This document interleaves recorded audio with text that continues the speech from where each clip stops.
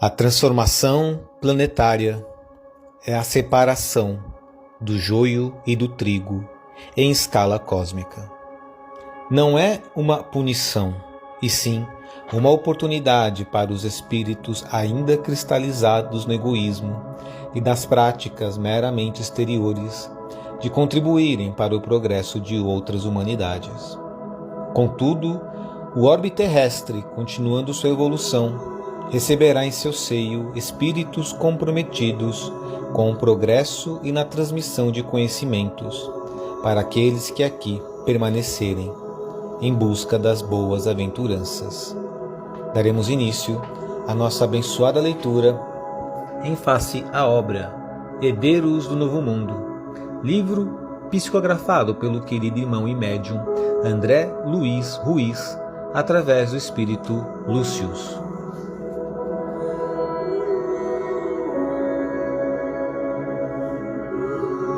Olá, amados irmãos, é com muita alegria que iniciaremos a nossa abençoada leitura no dia de hoje, a nossa abençoada jornada de transmissão de conhecimentos, transmissão da espiritualidade e nós, assimilando todos estes conhecimentos. Mas antes, vamos nesse instante carinhosamente levar os pensamentos ao alto, mentalizar a Deus, nosso Pai, e a Jesus, o nosso amado Mestre.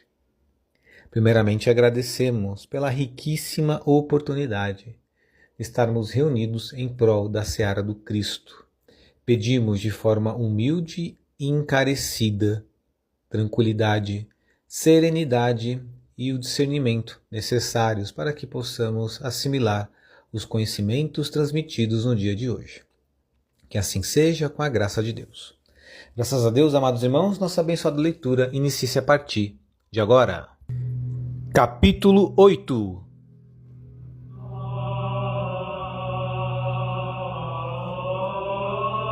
Planos inferiores.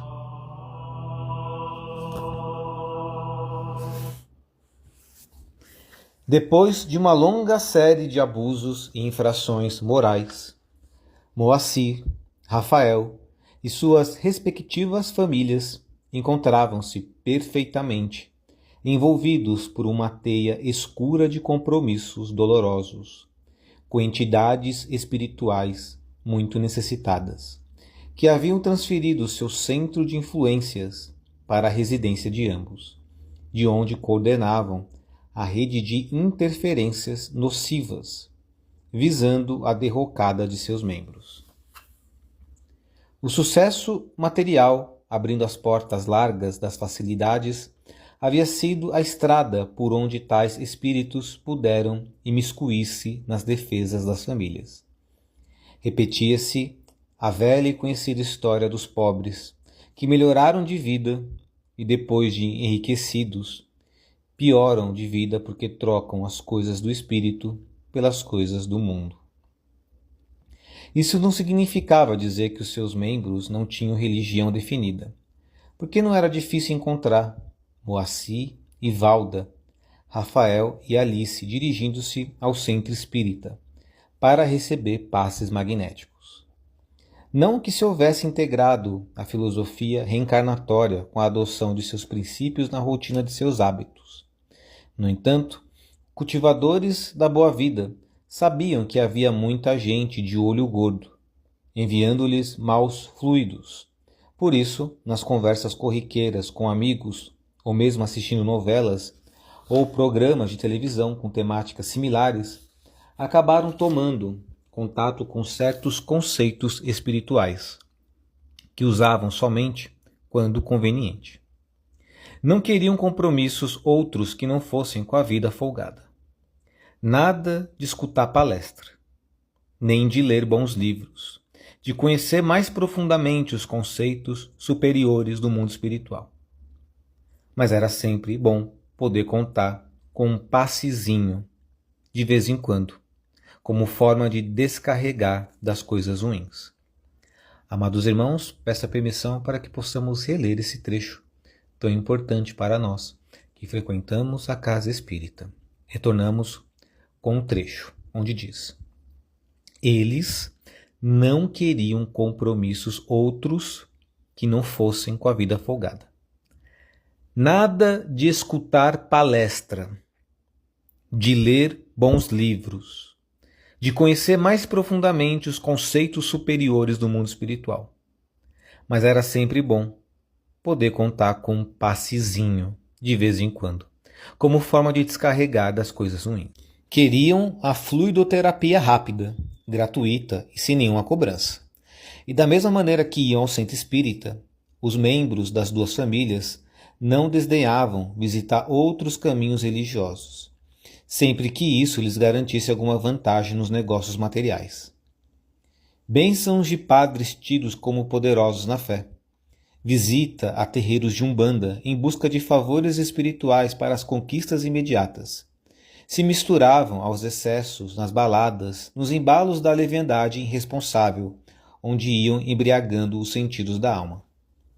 Não tardou para que Rafael se visse envolvido pelas teias fluídicas de uma jovem e esfuziante funcionária da empresa, que, cultivadora de certas práticas religiosas menos dignas e valendo-se de seus contatos com médiuns a serviço das forças inferiores, conseguiu fisgar o homem rico e importante em suas redes ardilosas. Mistura de ingenuidade e sedução. Lia procurava encontrar um bom partido desde muito tempo.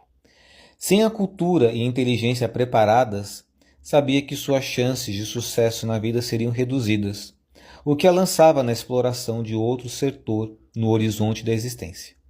As possíveis vantagens de um corpo bem talhado. Certamente que não iria se entregar pelo prazer físico. Isso só seria concedido ao homem que pudesse pagar pela vantagem de possuí-la. Mas não pagamento por serviços prestados. Não tinha inclinação para a prostituição. Seus planos eram mais altos. Acreditava-se no direito de ter um estilo de vida que lhe garantisse bens e confortos de que jamais pudera desfrutar, desde o berço pobre que abandonara tão logo conquistara a capacidade de sobrevivência sozinha. Afastou-se dos familiares ainda muito jovem, indo morar na residência de uma família que lhe prometera cuidados e manutenção em troca de seus serviços domésticos. No começo tudo parecia ir muito bem, até que, com o passar do tempo e o amadurecimento do corpo, começou a receber o assédio indiscreto do chefe da casa. Homem austero e aparentemente probo, que, aproveitando-se dos horários de trabalho da esposa, tratava de insinuar-se para a jovem recém-saída da adolescência, a quem havia prometido auxiliar. No início das investidas, Lia pensou em fugir, mas a dificuldade de encontrar um refúgio fê-la desistir da ideia. Depois, cogitou de contar para a dona da casa, mas por fim concluiu que isso seria mais perigoso ainda, porque seria sua palavra contra a do marido, aparentemente correto. Então, já que a fragilidade de sua condição não lhe deixava outra opção, e aquecida pelas descobertas sexuais estimulantes, aceitou o jogo de gato e rata, e em poucos meses tornaram-se amante do patrão, dentro da própria casa da família, que de nada desconfiava. Naturalmente, passara a exercer um domínio sobre o homem a tal ponto que, fazendo-o apaixonar-se, começou a ter poderes sobre ele, descobrindo assim a fragilidade da alma humana, quando exposta aos poderosos excitantes das emoções.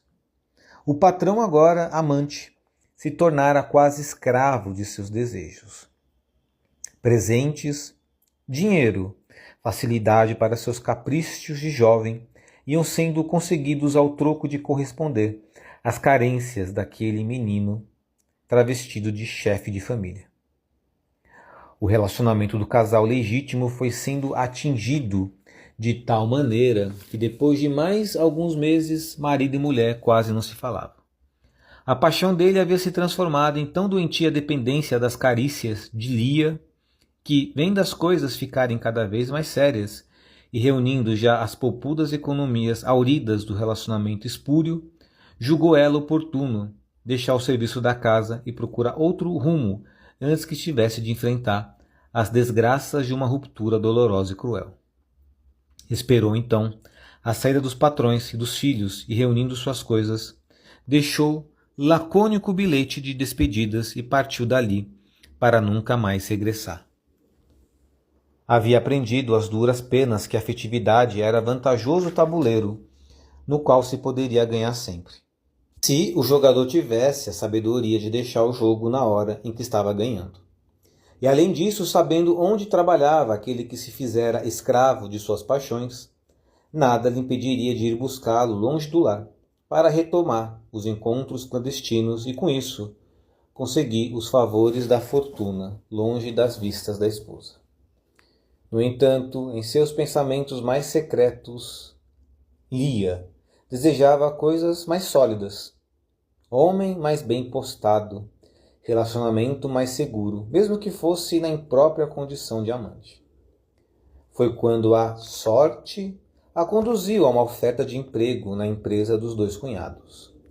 Trabalharia na área da produção, área essa coordenada e fiscalizada por Rafael, o então jovem, atraente e rico proprietário. Ali viu Lia sua grande chance. Conhecendo as inclinações da maioria dos homens pelas curvas provocantes do corpo feminino e sabendo de seus atributos estéticos e lhe beneficiar as investidas, determinou-se a usá-los para conquistar o tão sonhado equilíbrio financeiro.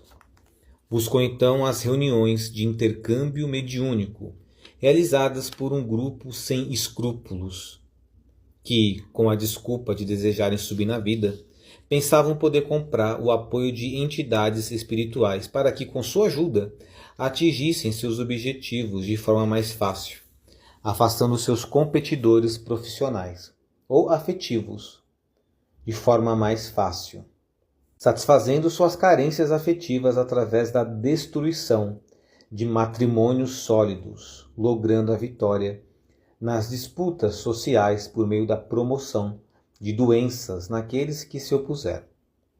Assim, como já conhecia os mecanismos de tais trabalhos, desde quando residia com a família no litoral do seu estado, Lia retomou as antigas práticas nas quais depositava toda sua força e empenhava o melhor de seus desejos. Queria Rafael para ela e iria conseguir, mesmo que isso lhe custasse tempo e recursos. As primeiras visitas e contatos com entidades que lhe pediam bens materiais, bebidas, cigarros e velas, foram suficientes para que se estabelecesse uma sociedade perfeita para a prática do mal. Da mesma forma que ela servia aos interesses desses espíritos de baixíssimo padrão evolutivo, ele se comprometia em facilitar a aproximação, despertando o interesse do homem pela jovem funcionária. Espírito astuto e inteligente, fora destacado pelos líderes daquele grupo invigilante para acompanhar o rapaz. Percebera que o mesmo não tinha freios morais e que em sua casa nenhuma proteção se erguia a dificultar o caminho.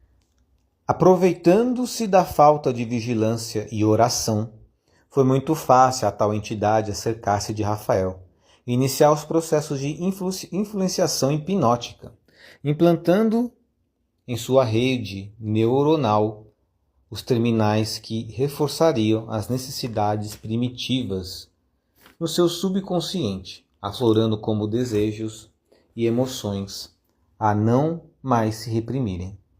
Além disso, em seu centro cerebral desajustado foi implantado o pequeno transmissor magnético, que reproduzia imagens mentais da jovem ambiciosa, fazendo ressaltar suas formas exuberantes e seus meneios de fêmea provocadora. Amados irmãos, fazemos aqui mais uma vez uma repetição de um trecho importante para nos alertarmos em relação à prática dos obsessores. Vamos repetir. Além disso, o obsessor colocou em seu centro cerebral desajustado, foi implantado o pequeno transmissor magnético que reproduzia imagens mentais da jovem ambiciosa, fazendo ressaltar suas formas exuberantes e seus meneios de fêmea provocadora. Continuando a leitura. Rafael não via nada disso, mas dentro dele somente recebia toda a carga de imagens provocantes, que não eram combatidas por qualquer atividade de oposição, nascida de virtudes e nobreza da alma, que facilmente as poderiam repudiar. E o efeito disso foi que, em poucas semanas, o sócio responsável pela área de produção começou a perceber a nova funcionária da linha de montagem. Parecia já conhecê-la de algum lugar, porque suas formas lhe eram muito familiares. Assim, contrariando as suas rotinas, o sócio passou a visitar os setores da fábrica pessoalmente, sempre procurando deter-se naqueles que lhe permitiam um maior contato visual com Lia. Amados irmãos, assim fazemos uma pausa neste capítulo 8. Vamos dividir esse capítulo em duas partes, planos inferiores. Podemos ver, estamos conhecendo a história da jovem Lia, que procura, através da sensualidade, uma vida fácil. Como foi dito, ela não seria capaz de se prostituir. Contudo, procura vantagens em relacionamentos. E ela não se importa se este relacionamento ela ficará na posição de amante ou não, desde que ela tenha vantagens. E podemos perceber que ela se atrelou a trabalhos mediúnicos, e quando falamos trabalhos mediúnicos, são reuniões frívolas. E que são reuniões frívolas é quando uma reunião é feita através de espíritos ali presentes que querem apenas zombar, brincar ou tirar vantagem. Em outras palavras, reuniões com os obsessores que têm seus próprios interesses. E Lia tentando conquistar Rafael para possuir vantagens financeiras. Daremos continuidade à nossa leitura no dia de amanhã com a parte 2 do capítulo 8. Um grande abraço a todos, fiquem com Deus.